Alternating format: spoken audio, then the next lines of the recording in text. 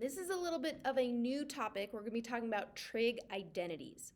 You already know some of these trig identities, so we're going to talk about those first, then I'm going to introduce some new ones, which you're kind of familiar with, just still a little new, right? So if you remember, we've talked about our reciprocal trig functions. We know that cosecant is the reciprocal of sine. Secant is the reciprocal of cosine. Those are examples of identities. For example, if I know, let's say secant is 1 over cosine, I could replace any secant I see with 1 over cosine. That'll help me solve it. Same with cosecant. That is a reciprocal of sine. And cotangent is a reciprocal of tangent. Again, these are the reciprocal trig identities. You could switch these as well and say cosine equals 1 over secant, sine equals 1 over cosecant. They're reciprocals, so you could always just flip them. Some other identities that we've used, we use these on the unit circle. To find the tangent, we knew that that was the same as sine over cosine. If tangent and cotangent are reciprocals, I could then say cotangent is the same as cosine over sine. Just, again, flipping our fraction. Reciprocals. We're going to be using these to kind of verify some pretty intense identities, but all it is a substitution and algebraic process. Okay, there's a couple more that I want to talk about, and these are called Pythagorean identities. Bear with me, they're pretty straightforward. So we've been doing the unit circle, and we had some radius, and we were trying to figure out the point that we were at. And to determine that point, we used the x and y values. If our hypotenuse is 1 and our theta was based off of our angle, we know that the cosine of theta is x and the sine of theta is y. We're looking at a right triangle right there, x, y, with our hypotenuse. So if we were to use the Pythagorean theorem here, I could see that x squared plus y squared equals 1 squared. Well, 1 squared is just 1, so I have x squared plus y squared equals 1, where I know that x equals cosine. So that's cosine squared.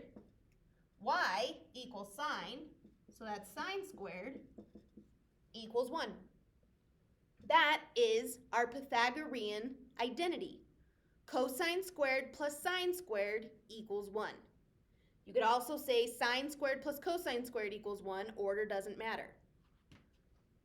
I could also do some manipulation here, and I could say cosine squared of theta is 1. I'm going to subtract the sine squared over.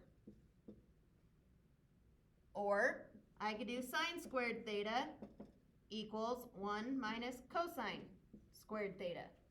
Different algebraic manipulations, it's still the same identity. I can still use this. Okay, there are a couple more of these Pythagorean identities we're going to do, and they're just a twist on this one. So if I take my cosine squared theta plus sine squared theta equals 1, and I'm actually going to multiply this whole statement by 1 over sine squared. Okay, so that's going to give me cosine squared theta over sine squared theta plus sine squared theta over sine squared theta equals 1 over sine squared theta. So all I did was some algebra, multiplied that in, and now we're actually going to be using some of these trig identities to clean it up. For example, cosine over sine, we know that that's cotangent. So this is the same as cotangent squared. Sine squared over sine squared, well, that's just 1. And 1 over sine squared, that is our cosecant. And we have a new identity. Again, we could manipulate this. We could minus the 1 over, minus the cosecant over. We can change it up, but it's the same identity. So, there we go. Same with this guy. Okay, and there's one more that we're going to look at. Instead of multiplying by sine squared, I'm actually going to multiply by cosine squared to everything. Remember, as long as I multiply it to everything, I'm not changing the statement, and that is the whole point of an identity, not changing what we're dealing with.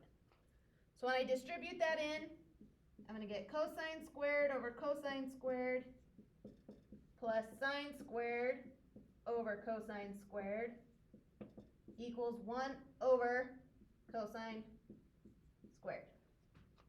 Cosine squared divided by cosine squared is 1.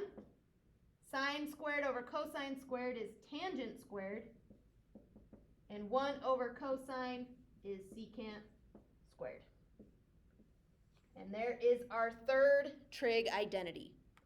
Okay, so we have one that relates sine and cosine, cotangent and cosecant, tangent and secant. Any form of those, adding and subtracting variables over, they mean the same thing.